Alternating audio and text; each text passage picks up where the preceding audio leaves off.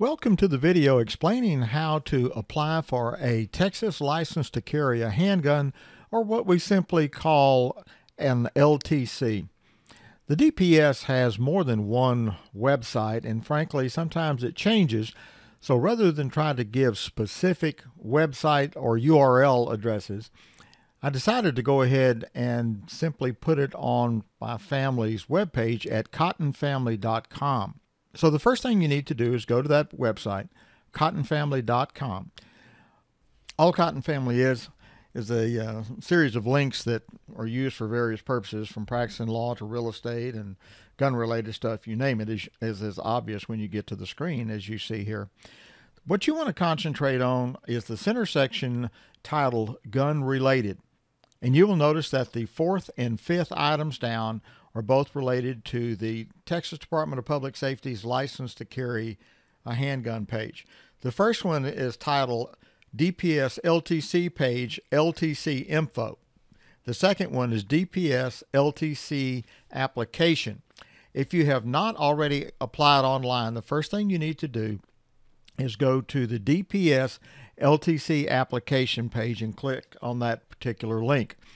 That will take you to the page that you need to go to apply for your license, and later if you want to check the status of your application. And I'll talk a little bit more about that later. You'll notice on the left-hand side of the screen is for new users. Click on Apply,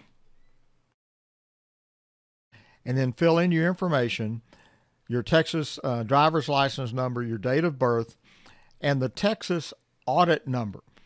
That's a multi-digit number. If you put your cursor on the tooltip, a picture will show you the various locations where that audit number can be. From this point on, when you click Continue, it's going to ask all the information that used to be required on the written application. Obviously, it's going to be your name, address, telephone number, and things like that. It's also going to ask for employment history and residence history, both of which must cover at least 5 years. Now, if you're lucky and you've lived in the same place or worked for the same company for more than 5 years, you're going to be making one entry. But let's say you've lived in 2 or 3 different locations during that 5-year period, or perhaps you were employed by more than one employer and even had a period of unemployment. You need to cover an entire 5-year period.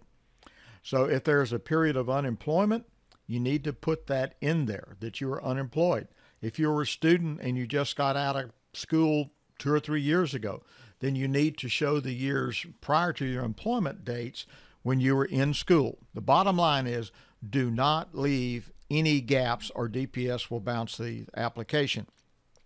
The last item you're going to have, or the last option you're going to have when you finish this application process, will allow you to make an appointment for your digital fingerprints that are now required for an LTC. No longer can we use roll prints by police officers or police departments or anything like that. If you already have digital prints on file, such as for teachers or realtors to get your Twix card or any of that, it doesn't matter. You still have to have the fingerprints done again. That's because state law will not allow fingerprints to be used for any purpose other than that for which you submitted it. If you can, I strongly suggest that you have your calendar with you and make that appointment for your fingerprints at that time. It's going to be through a company that has a statewide contract. You'll punch in your zip code and it will give you a list of the locations closest to you. It's not mandatory that you make your appointment at that time, but the reason I suggest it is that if you don't, it's going to be at least 24 to 48 hours before you would be able to log back into that company and make an appointment. That's because DPS has to upload a batch file of new applications or new applicants with some kind of ID number that MorphoTrust is going to be able to tie to. So again, if you can, go ahead and do it. After you have taken your class, you've taken your license to carry class, you need to get certain documents to the DPS. It will certainly include your class training certificate that's called a CHL 100, but it could be something else. If you're claiming a military discount, you're going to have to upload a copy of your DD 214 as well. If you're an American citizen born out of the country, you're going to have to upload a certificate of American citizen, born out of country. There can be other things. If you have a non-disqualifying criminal history, DPS is going to require you to provide what they call disposition documents. Let's say you were charged with a Class B misdemeanor 10 years ago. You've got to upload that information. You're going to have to get records from either the district clerk or the county clerk or the municipal court clerk explaining what that was. Now, it's very common for minor stuff, especially minor in possession, that those agencies won't have a record anymore. That's fine. Just get a letter from them saying no records found. That's all you need, because you're going to have to upload it. So now let me show you how to upload documents, be it just the CHL 100 training certificate or 3 or 4 or 5, whatever. Go back to cottonfamily.com, and now we're going to go to that very first DPS listing under gun related. It's DPS LTC page, LTC info. Then you're going to select the last item in the left menu, Contact Us. You'll click that. Then you have to select your program. As of the creation of this video, it's a specific item down. It's the handgun licensing program, which happens to be the first one. That may not always be the case, but you will always look for the handgun licensing program. You'll click that. You have to select which option. You want Submit LTC Supporting Documents. So select that option, click it, and then you'll fill in this information. I want to call your attention to the block asking for your handgun license number. Obviously, you don't have that yet, so don't worry about it. It's not mandatory. That's why it's not marked with an asterisk. The next thing I want to really point out to you is a very common mistake for folks to make. When you go to select a document, such as your training certificate to upload or your DD-214, you're going to click on the Browse button in this column here. I'm going to click on the first one. That's going to open a dialog box where you will navigate to wherever you stored this document on your computer. When you do that, the name will appear next to the Browse button. Then you'll go to the next Browse button. If you have more than one document to upload, you'll click that and do the same. Let's say you're going to upload 3 or 4 documents. You will have 3 or 4 names along here replacing the statement no file selected. It's a very easy mistake to go ahead and fill out the anti-spam code and then click submit, thinking that you've uploaded those documents. You have not. Be sure you click attach. After you've selected all the documents you're going to upload, be sure to click the attach button.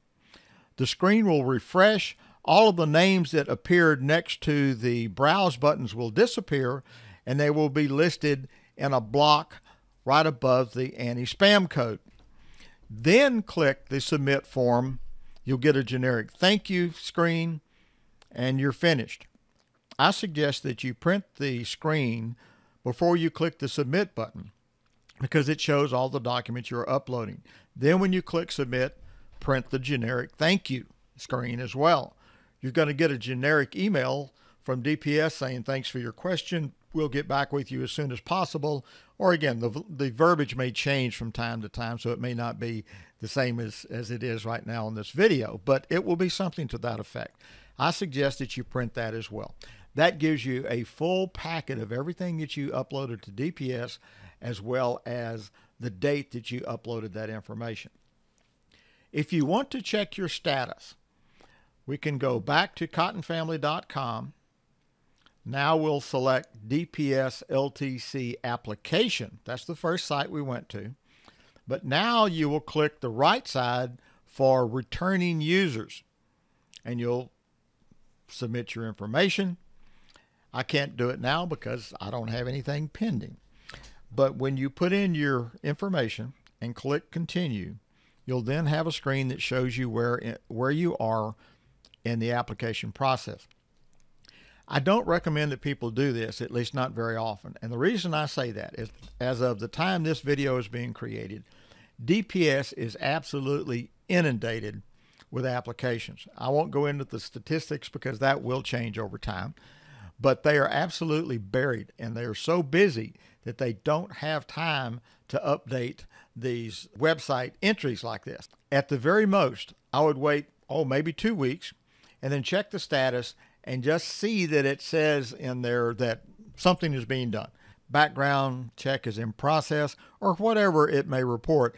And the only reason I suggest doing that is so that you know, okay, you are in the system and it is being processed. It's as simple as that, folks. The days of having to mail in stuff, thankfully, is long gone, and you don't have to deal with that. In order to upload documents, you need a bit of form that DPS can use, and that seems to change periodically. I strongly suggest that you submit them as a PDF file. Now, there are all kinds of scanners. A lot of folks have scanners, but a lot of people don't. For both iPhones and Android phones, applications are available that allow you to essentially take a picture of your document but create a PDF. You can do that with your phone, then email it to yourself so you can save it on your computer, and then upload it to DPS using the procedure that we just described in this video. Thank you for watching, and I hope you found this instructional video helpful.